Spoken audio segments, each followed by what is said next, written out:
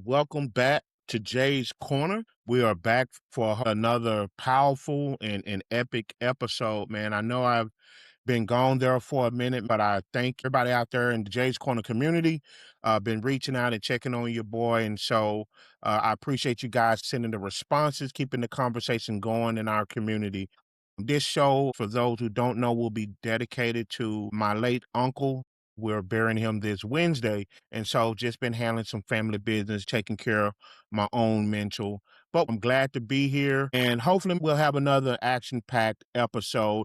And so let's jump into it. Tonight's episode, the Martyr Trap. Why doing it all is destroying you and your loved ones. Let's break that down. That sounds like a lot, but this is going to be one of those podcasts where we're going to have to do a lot of soul searching, right? We're going to have to look in that proverbial mirror and identify that the problem starts with us, whether it's been our approach, a learned behavior, our own selfishness and our own guiltiness. And so let's jump off into the Martyr Trap. Why doing it all is destroying not only you, but it's destroying your loved ones also. So let's begin. I can do it all. We all think it. We all believe it. We've all been taught that. But hopefully as we get to talking, we're going to understand that I can do it all is the biggest lie told in the name of masculinity. As I said, we've been taught that carrying the weight of the world on our shoulders without complaining makes us strong. Just be silent, do it yourself. It makes you who you are. And you find this a lot in the male community. We're taught that that's almost equivalent to being a man. We think that if we aren't bleeding for our families, we're not providing. If we're not going all out, if we're not giving that last drop, even some people equate it to if we're not all in, if we're not giving our everything, then it's somewhere the genuineness is lost in the transaction or our ability to provide. But here's a question. What happens when you bleed out? What happens when you have no more to give? Heck, what happens when you just can't give? Today, we're tearing down the myth of the full cup. We're talking about burnout, boundaries, and why resting isn't a luxury, it's a biological necessity. Welcome to Jay's Corner.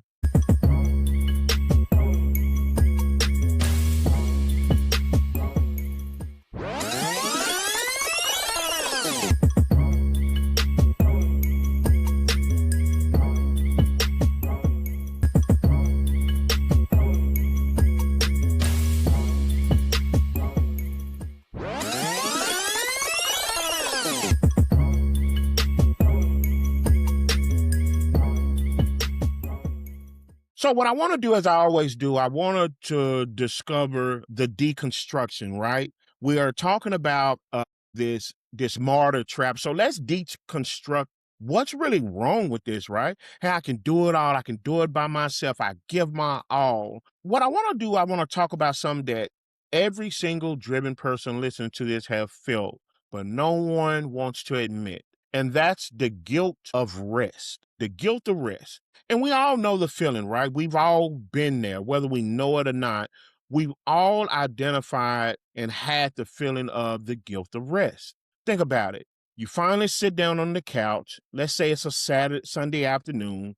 Saturday, Friday, we get off and we're happy to be off work. Saturday, we running around busy, maybe doing something for the family. We may hang out just a little bit, because it's the weekend. That's the time to live. But if we finally sit down on the couch on a Sunday afternoon, or you're actually trying to take a real vacation, and this knowing low-level anxiety creeps into your chest, you start running through your checklist. Did I send that email? Did I do that? Do I need to complete that? What if I just add on to this? You know what? I better do this because Monday morning is coming. I should be fixing the house. I should be working on the side hustle. I got that going. Here's the toxic standard we have to deconstruct today. We have tied our worth entirely to our output.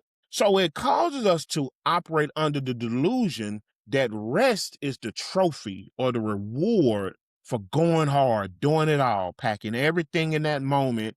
And even in those times of rest, press a little bit more, right? You even hear people who give what I call just horrible advice. Hey, I can rest when I'm dead, right? So we operate up under this delusion that rest is the reward after giving our all or going out and exhausting ourselves. So rest becomes a trophy, right? It is the end result of what I celebrate about tiring myself out. So we think it's a luxury reward we only get to unlock once we've finished all the work. Well, let me give you a reality check that should be a viral moment in your mind if no one told you. The work never finishes. Even when you complete one thing, the next thing is right around the corner. It's just like bills, right? I pay that bill off in 30 days. Guess what? It doesn't disappear. I don't get celebrated. I don't get a reward or certificate for paying last month's bill. It's going to keep going. And so the reality of it is the work never finishes. And so if you wait until that inbox is at zero and everyone is perfectly happy before you sit down, you're going to drop dead on your feet. We think we're being martyrs for our families by refusing to stop, but it's a completely flawed equation. You aren't being noble, you're running on an engine with no oil. And so we really have to step back and reevaluate this flawed equation, right? Pour myself out until I fall flat on my face. But just like the analogy, run a car with no oil. Or like when we see that hand on E, right? Well, we can finally make it, and we can finally make it. Well, keep doing it over and over and over. And I think we all know what the end result is going to be. And so I like to use that as a foundation of this conversation because a lot of times we don't even realize that emotionally, physically, spiritually, we're running on E. And sometimes that next thing or that next thing we're pouring ourselves off and we do it in the name of our loved ones could be the very thing that caused us to go on empty at a time where we need to be filled, right? So let's talk about now transitioning to the human element. So let me give you a visual for this, right? Imagine your capacity is a full cup. I never forget a preacher from a church I used to attend when I was in college. He gave me this analogy. And so I thought about it. So just imagine your capacity, your day's capacity or your week's capacity is a glass cup. Now, every morning you wake up and you start pouring, right? You pour into the stress from your job. You pour into the stress of your mortgage. You pour into your kids' needs, into your relationship needs. You pour into the economy. You pour into your parents' health. You pour into the cycle we just talked about, bills coming every 30 days. You pour into putting food on the table. Now imagine this. The cup is overflowing. Water is literally pouring over the sides and making a mess everywhere. But you refuse to pour anything out, right? Because all these things are important. Relationship important, economy important, your job is important, your kids are important, your parents' help important. All these things are important. So water is literally pouring over the sides and making a mess everywhere. But again, the cup is overflowing and we refuse to pour anything out. You just grit your teeth and say, I can handle it. And that's where the badge comes in at, right? I did that by myself. I have to do this. And me and some of my frat bro, we were talking like even within men, the titles we take on, a husband, a spouse, a father, uncle, that is equivalent sometimes erroneously built into what makes you a man. And so we tell ourselves, I can handle it. But here's the brutal reality of the full cup fallacy. If the cup breaks under all that pressure, no one gets a drink. So all these people that we love and the things that we're going hard for, when that cup breaks from all that pressure and we're just cramming and we can do this and we set no limits, right? Because we can do it all on our own. Well, here's the sad reality. If that cup breaks up under all of that pressure, nobody gets to drink. And a lot of times that the equation, we don't even think to give ourselves a drink first so we can be in a position to pour into everyone's cup. And so what happens when that cup breaks under pressure? I'll be real with you guys to share a little bit of insight with me. I remember hitting the wall so hard that I didn't even recognize myself. I was doing the exact thing, trying to be everybody, trying to be everything to everybody. I have a quote and it says, those who be everything to everybody eventually becomes nothing to no one. And so there was a real space in my life where I found myself as a man, as a Black man. I prided myself on being everything to everybody. If you call me, I'm going to bust my behind and trying to do it. And I remember hitting that wall so hard when I finally put myself in a position and there were finally time for me to give of myself, I didn't even recognize myself. So therefore, I didn't even know what to give myself. I was doing that exact thing, taking on every burden so my family wouldn't have to do it, for my friends wouldn't have to do it. And you guys know that I'm a certified life coach. And so even the joy that comes with helping people, I should just take that in. Again, it was a prideful thing to be able to walk people through their problems and help them see their epiphanies, their aha moments. And so all of these burdens, I was just taking it in, so that other people, and even like I said, the loyalty sometimes we find in our families that sometimes we misconstrue as love, I took that as a badge of honor. But here's the sad reality. I will pull into my driveway after a brutal, sometimes 12 to 14 hours. Because keep in mind, work, that's already 8 to 10 hours, to and from. And so when you think about when you add on these extra things that you're doing for people, that takes your time. And so it's not only my just regular work day, but sometimes I find myself driving into my driveway after 12 to 14-hour day, sitting in the car, staring at the steering wheel for about 20 minutes, completely hollowed out, not knowing what to do, not knowing how to do it, if that makes sense. So I would just sit there, standing at my steering wheel after giving 12 to 14 hours to everybody, being everything to everybody. And here I am squeezing a mere 20 minutes or so, completely blanked out, completely hollowed out, just to give myself time to take a deep breath. And then I'd walk inside. And if I'm honest, things that were important to me, people that were important to me, I would snap. I would be short with them. I literally didn't have anything else to give. I loved most over something stupid like a pair of shoes left out in the hallway or something that around the house that I didn't do. Like if there was dishes in the sink, like I would beat myself up. Oh, I should have done that. Man, I don't feel like doing that. But the reality of it is, after you give so much time to everybody, even the small things become huge. And now there's no one else to do these things for me. So now these small things were like huge mountains.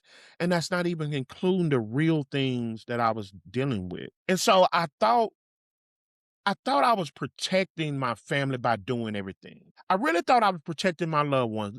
Man, they can't do it for whatever reason, whether it's finances, whether it's lack of knowledge. I'm going to protect them from their lack, if you will. But instead, I come to realize, you all, I robbed them of the best version of me because I was completely shattered. So the reality of what it was, I found out that after I kept pouring and pouring and my water spilled all over me, well, guess what? They still need. But as the old saying goes, you can't pour from an empty cup. And so now this is where I want to transition the conversation, where we always talk about the motto of Jay's Corner, the allies versus the adversary lens. Is this really helping or is this really hurting? And more important, who is it helping and who is it hurting? Because I think one of the main things why this topic is so important is a lot of times subconsciously we take ourselves out of that equation when it comes to asking that real question is, am I being an ally in this? Am I helping myself? Is this helping myself or is this hurting me? Have I become an adversary toward my own self? So let's look at this through the allies lens first. What happens when we stop viewing our partners or our loved one as people we have to perform for and start viewing them as actual teammates, where it's an actual partnership, where true reciprocation can come in and balance the playing field, so to speak. When you insist on carrying the whole load silently, you think you're shielding your partner, or you think you're protecting your loved one, or you're thinking you're protecting your family. I really grew up with that loyalty of, hey man, you got to protect your parents at all costs. Hey, they paved the way for you. And that's true, right? We want to give back. We want to get it to the point where, we allow them to kind of regain the life and the sacrifices that they've actually made.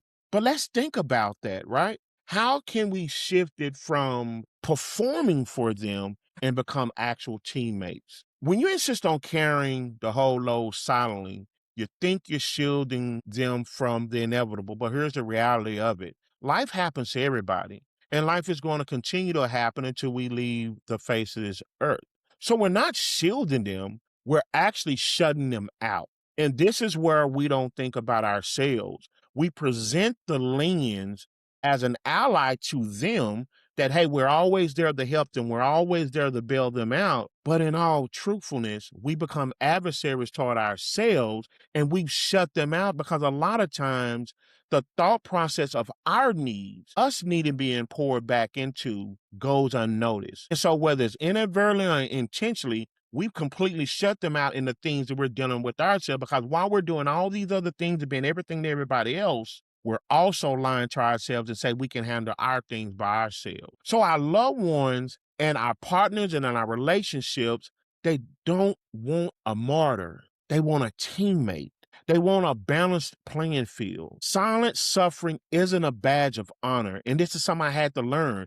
What it really was, it was isolation. Like I told you, I would pull up into my driveway and I would be so reclusive and I would isolate myself because I would tell myself, there's nothing else to give. Even telling myself that there was nothing else that I could give myself because I had rewarded myself in pouring out to everybody. And so that's why when the cup became empty, well, there's nothing left for me. When you refuse to admit you're overwhelmed to yourself, you're denying the person who loves you the opportunity to step up and carry the weight. So, yeah, there are times where people actually use us, but there are also times, this is why I said we have to look in that proverbial mirror, right? So it's not always the other person. And we'll talk about, when people are using us and things of that sort. But a lot of times we don't give our loved ones an opportunity to stand in the gaps, even if it's just for understanding and supporting us in other places. So we rob them of that opportunity. And when you deny the person who loves you the opportunity to step up and carry that weight, what really happens that we don't talk about enough, it builds a wall of resentment.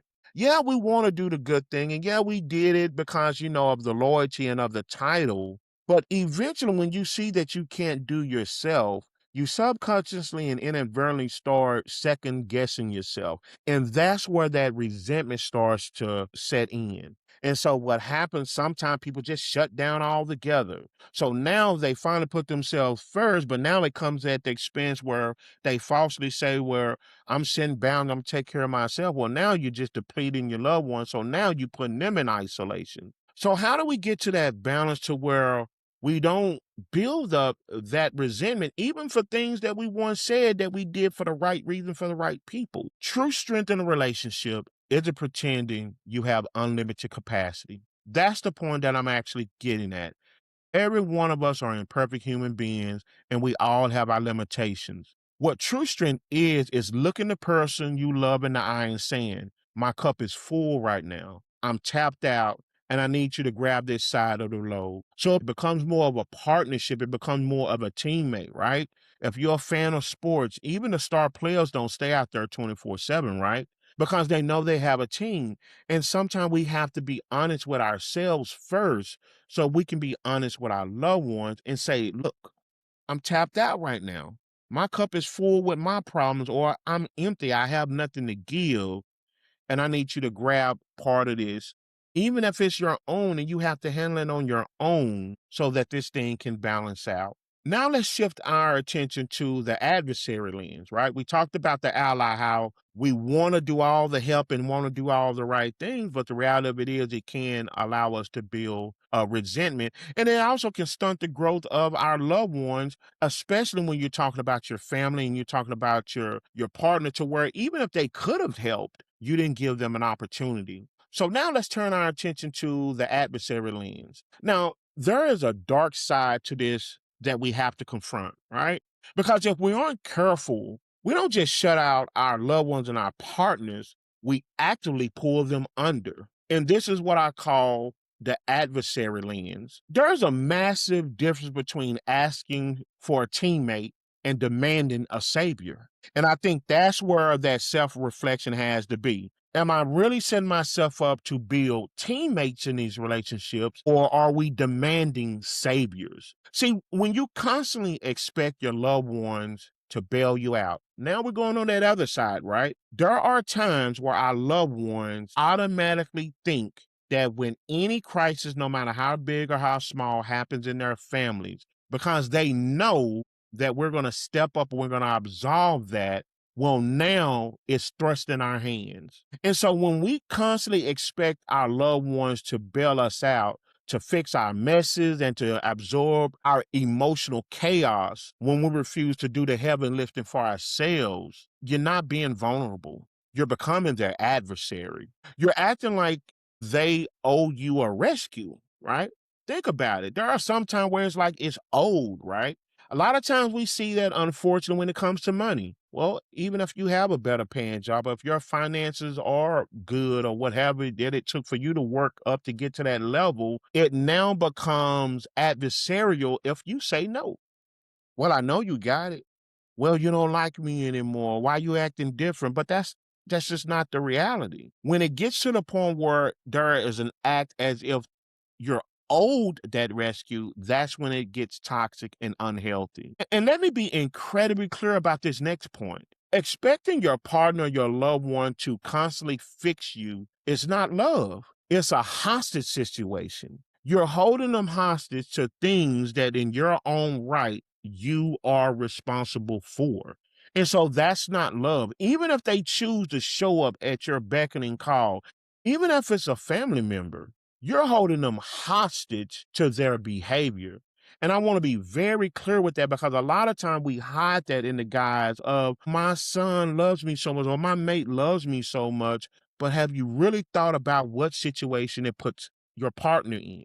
It puts your family in. Now they're held hostage not only to their own life struggles and issues and jobs and children and things of that sort, but now they're held hostage to yours because they're closely tied with not only creating those problems, but now they have to be the solutions in them also. So when I was doing this podcast, I want to talk about something here that I think a lot of times we give ourselves a pass, or sometimes out of that loyalty we talked about in a previous podcast, where sometimes in families, especially Black families, we confuse loyalty with love. But what I want to talk about is the victim mindset.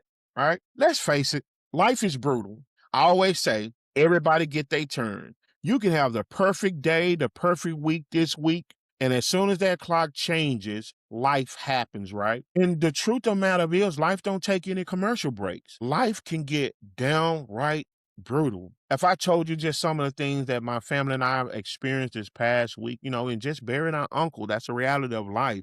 But there are real raw emotions. Everybody grieve differently. There is a financial question, things of that sort, but no one drops those answers down in the sky. So the truth of the matter is, life is brutal. You might truly be a victim of a terrible circumstance. You might be struggling deeply, and that pain is very valid.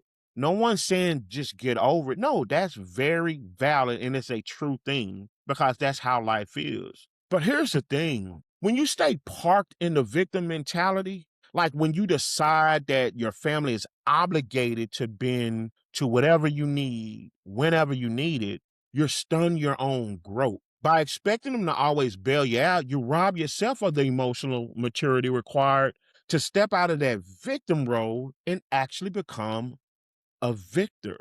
I was talking to my frat brother just earlier. A lot of times we don't realize that there are some things that we are supposed to go through that's not pleasant, but we go through to build character, to get those learning experiences, to figure it out ourselves, right? And sometimes we may have to bump our heads and we may have to stay in that storm or that season a little bit longer than we actually want.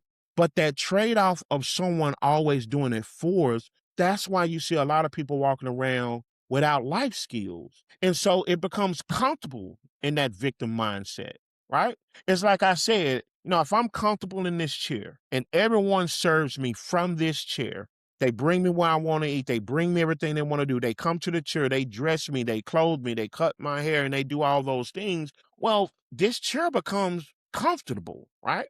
Because I don't have to do the thing that otherwise would be demanded for me to do. And that is just like that victim mindset. And a lot of times people don't even realize that they're in the victim mindset. because it's so easy to get lost in it when, like I said earlier, life is really lifing right now.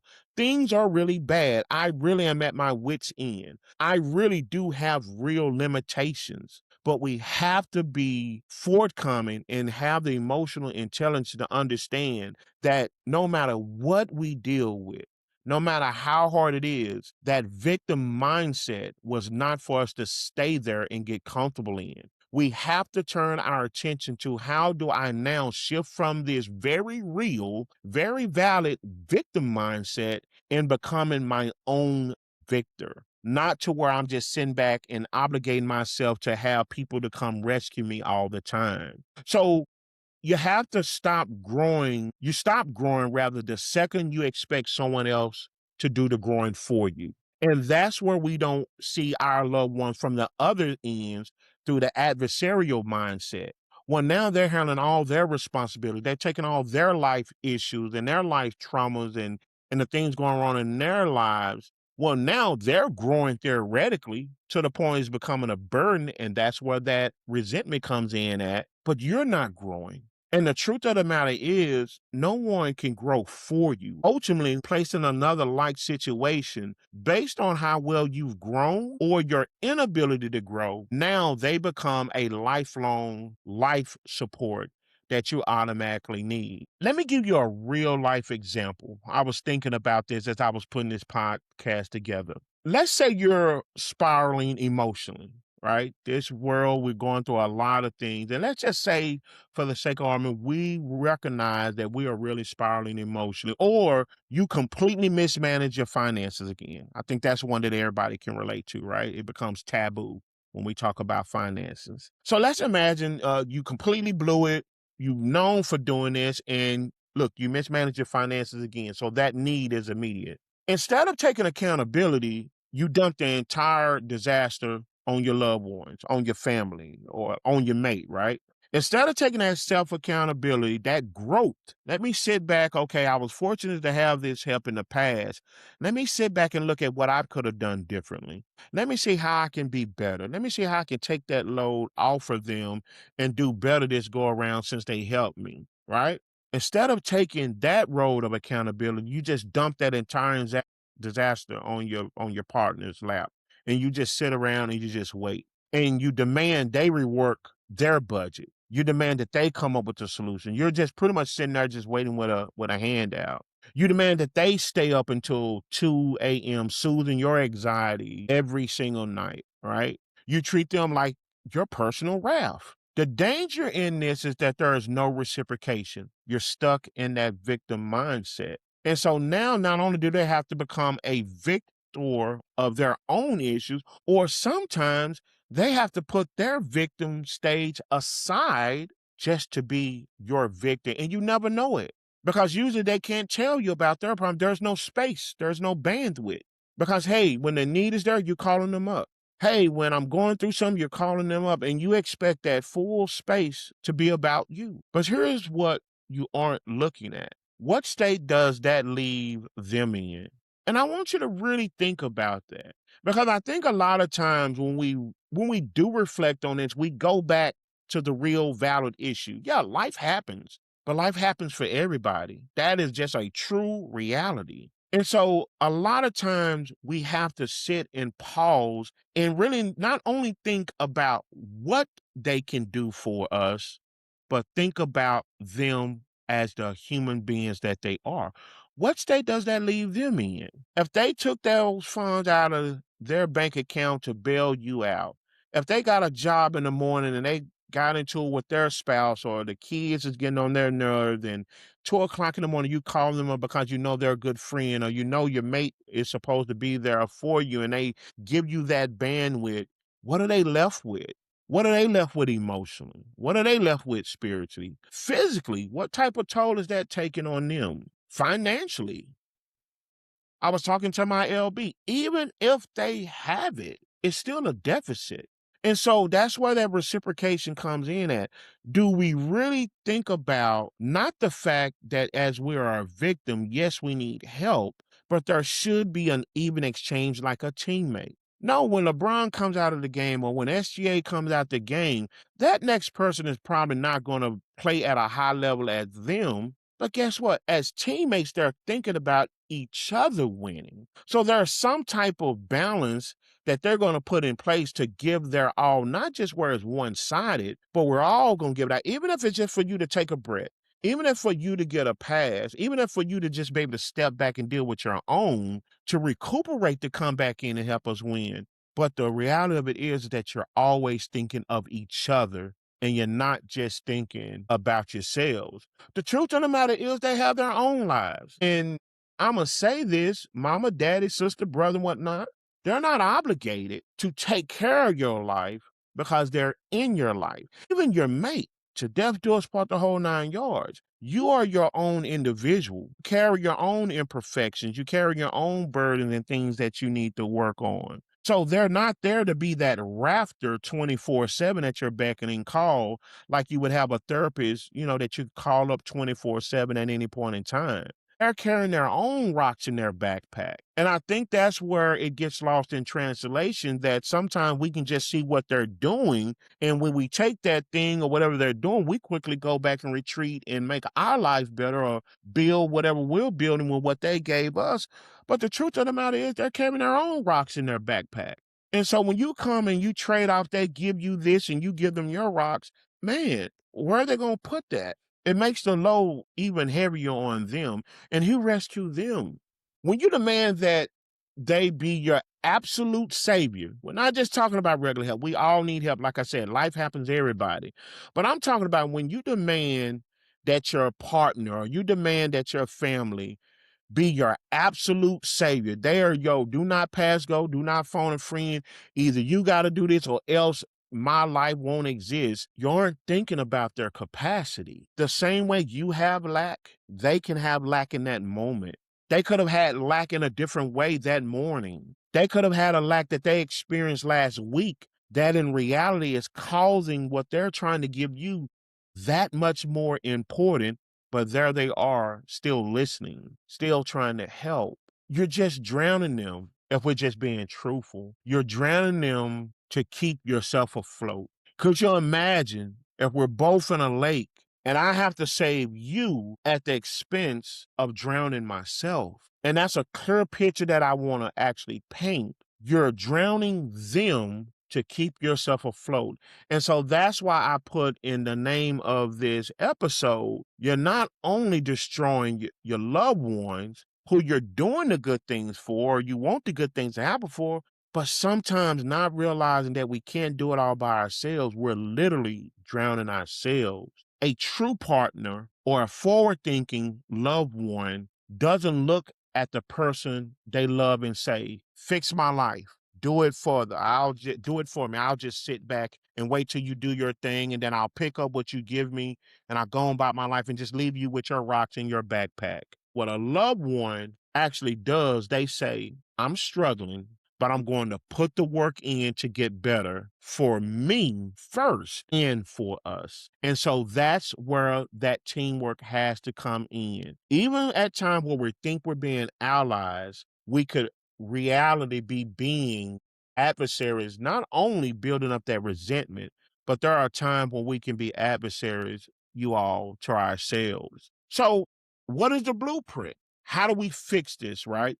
We've identified nothing wrong with doing good for people, nothing wrong with helping your loved ones, nothing wrong with being there for your mate and things of that sort. But we're talking more about that do it all mentality where we pride ourselves on doing it all. Even if like I told y'all my story, if it comes at the expense where I can't even do for myself. And again, we're not just talking about finances. I use that because that's the one where we can readily identify. But sometimes, man, like even as a certified life coach, I have to tell myself there are times why I do not have the mental capacity. That's why I kind of shut everything down for the last week or so, because guess what? I am grieving my uncle. You're talking about an uncle who was growing up like my big brother. I'm the oldest brother in my immediate family. So there are times where that doing it all, no, stop.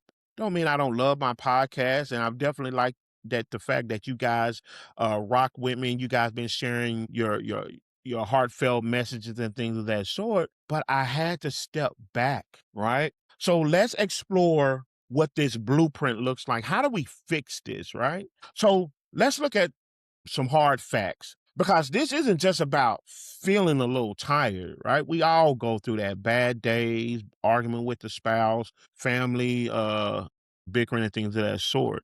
What we're talking about is something that is termed as chronic stress. And this is where I think a lot of time as men and women alike, a lot of our problem when we come together is that we're pouring out that chronic stress on each other because of our inability to deal with it within ourselves. And so what happens, there becomes a false expectation because if this stress is here and it's chronic, and again, I'm not talking about little spats and things of that sort. I'm talking about I've been doing it all, taking it up, those rocks in my backpack. So now it's become chronic. And now that expectation, because your mama, your daddy, sister, brother, you're my mate, you're my partner, your husband, your wife. Now this chronic stress is brought together and the little things become big because now we're bleeding on each other. And so it's important to understand that chronic stress is a physiological threat. It really is. They study this now as a disease. When you constantly operate in the red, your body floods with cortisol. It keeps you in a perpetual state of fight or flight. Either you got to do something immediately, it got to be resolved right there, or else I'll just ignore it. I'll just leave it alone. I won't think about it.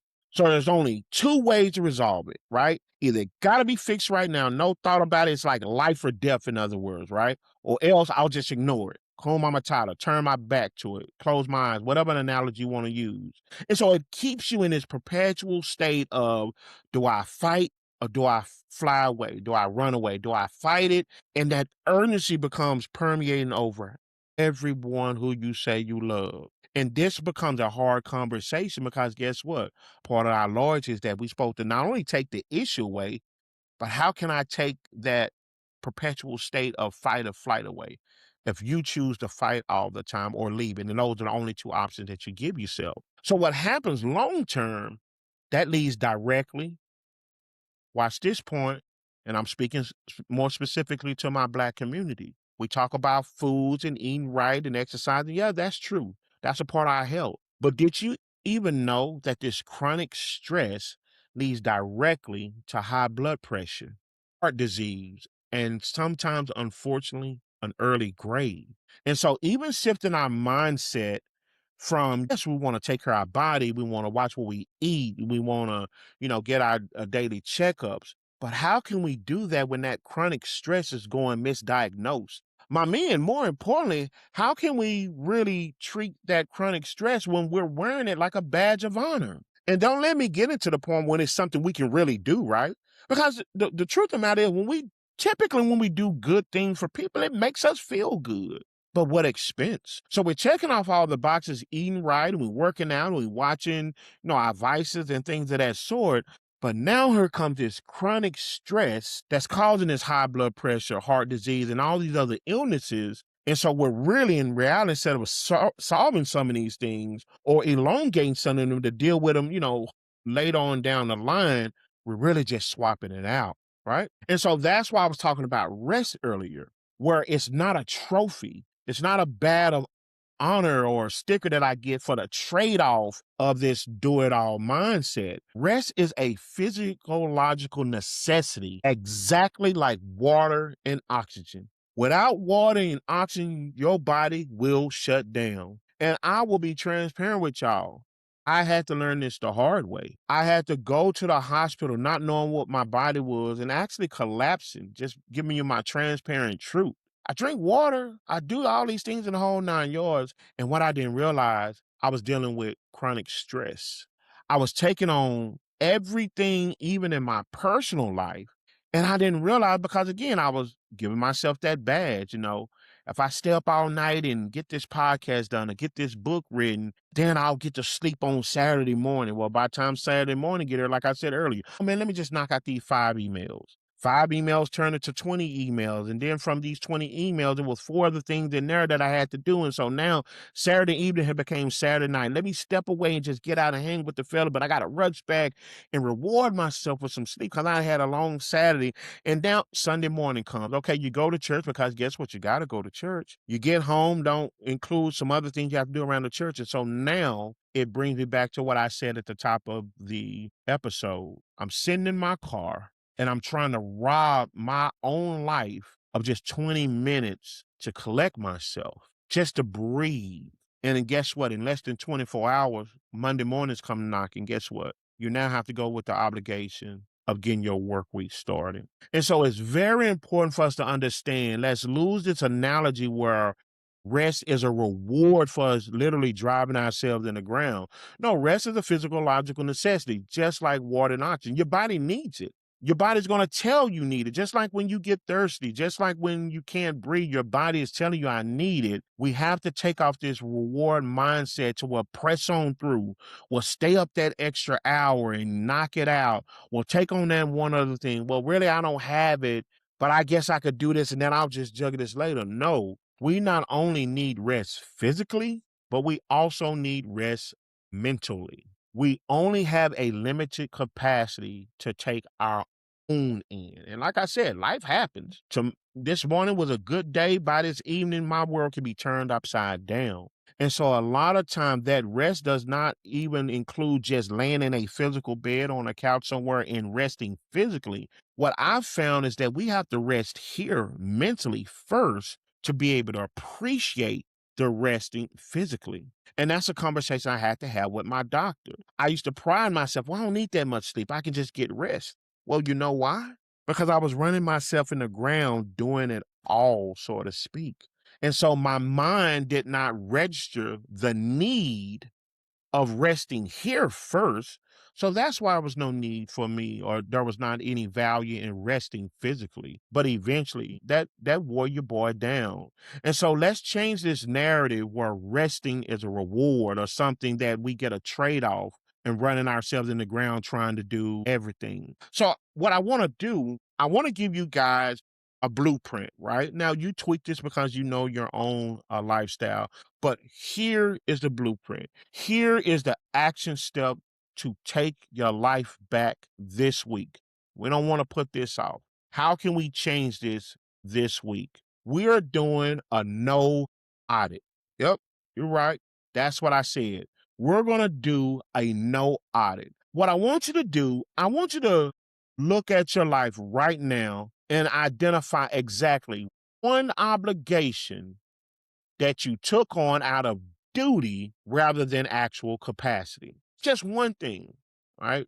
We're not going to try to change the world in one night, but I want you to right now identify exactly one obligation that you took out of duty. Now that duty could be because that's my wife, because that's my husband, well, that's mama. That could be your children. Well, I'm their parent, so I have to do this. I want you to identify one obligation that you took on out of duty, and that's the hardest when we do it out of title, that we took out of that duty of that title rather than out of actual capacity. Do I have the mental space? Do I have the spiritual space? Do I have the spiritual space? Do I have the financial space to do this? And like I said, let's look in that proverbial mirror. Be brutally honest with yourself. Try to lose the loyalty and the perceived love that you have for these people that we're talking about, and let's do some self-love within ourselves. So be brutally honest with yourself. Did I take that out of duty because that's my title, or even if I'm pride myself on being able to do that, or did I take that out of actual capacity? Do I really have the emotional, physical, spiritual, financial space, whatever space is needed to fulfill that capacity? Find the thing that you said yes to because you felt guilty. Oh, that's a big one. Identify that thing that you said yes because you felt guilty. That's mama, man. I can't tell mama no. That's big mama. I can't tell her no. So yeah, I do it. But you know in the back of your mind, you don't have the capacity to do it. You even recognize sometimes, I don't know how I'm going to get this done. But you just take it because you felt guilty. You didn't want to be that person, right? You didn't want to be that guy toward your spouse, right? I don't want to start an argument. That's a big one that I actually hear. So you took it out of guilt, not because you actually had the bandwidth for it. It could be a useless weekly meeting. It could be, like I said, man, let me get these emails together.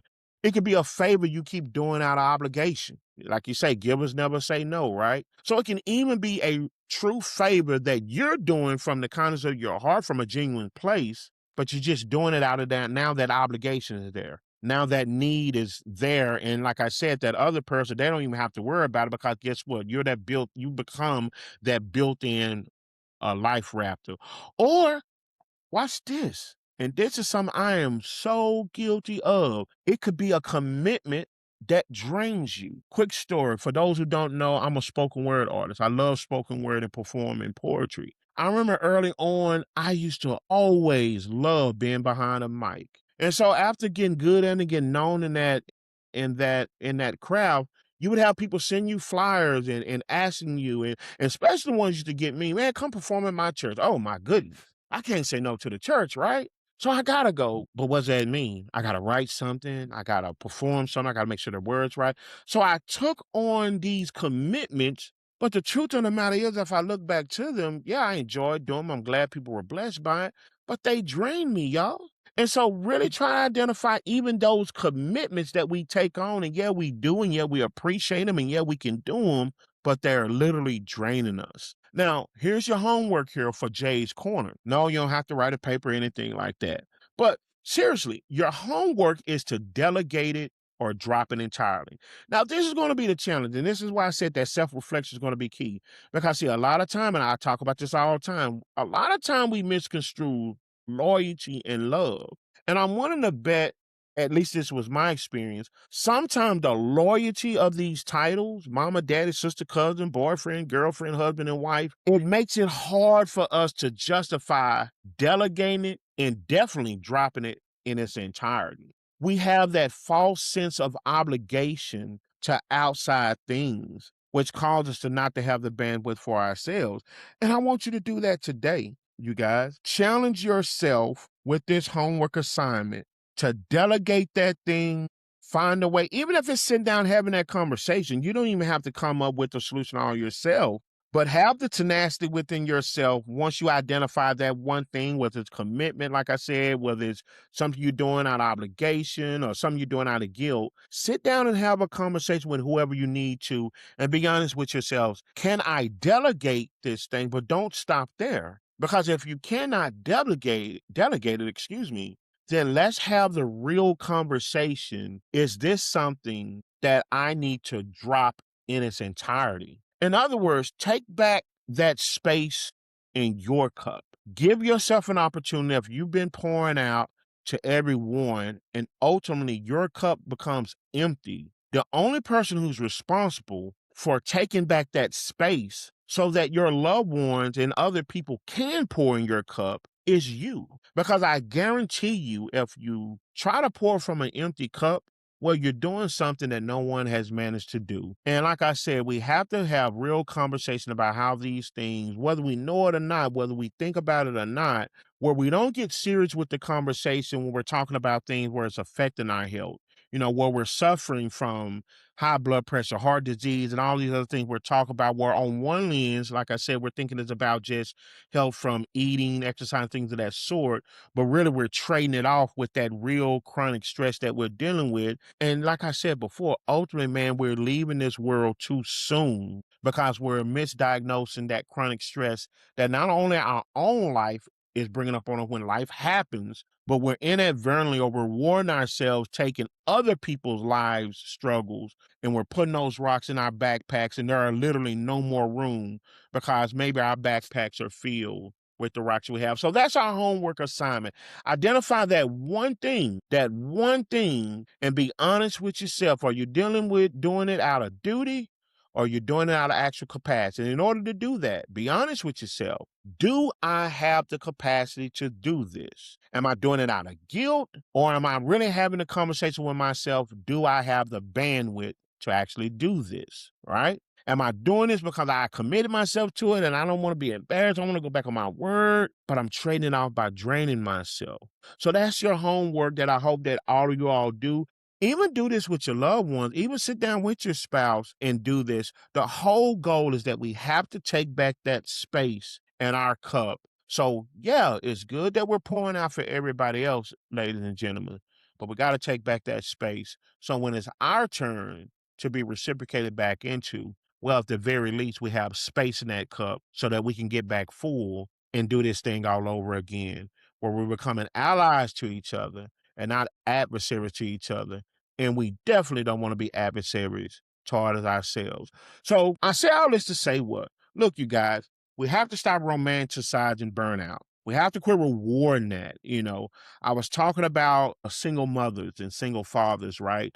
There's this discrepancy someplace in society where a single mother is celebrated. And yes, single mothers should, but single fathers should also, right? But it is a toxic behavior, not based on the gender. It is a toxic behavior to romanticize burnout, where it makes us bigger, it makes us better, or it says more about us because we romanticize the burnout and we've rewarded that burnout just for the sake of saying, hey, I did it all on myself. Hey, well, since I don't have nobody else to help me, I'm just going to take all this on myself. So we got to quit romanticizing that, man. Burnout is burnout. And when it starts affecting your health, when it starts affecting how you interact with people, sometimes when it affects the very relationship that you're doing the things for, I think it's time to have a healthy conversation. So dropping these things don't make us weak. And that's another mindset we have to identify. And we find that a lot. And again, talking amongst, my frat brother and Masonic brothers, I think that's the hardest thing for us as men to identify. We think our lack or our inefficiency makes us weak. No, dropping things for the sake of, first of all, I just don't want to do it. Again, the no audit, no is an answer. So whatever our reason is, dropping that thing and leaving that up to someone else, delegating to someone else, or just dropping and saying, okay, you got to find another way or someone else to help you with that. That don't mean that we weak. What it does mean is that we're finally getting smart about our energy and how we distribute it. That's what it really means, which that shows a lot of emotional maturity. We cannot give all our energy at the expense of leaving ourselves on E.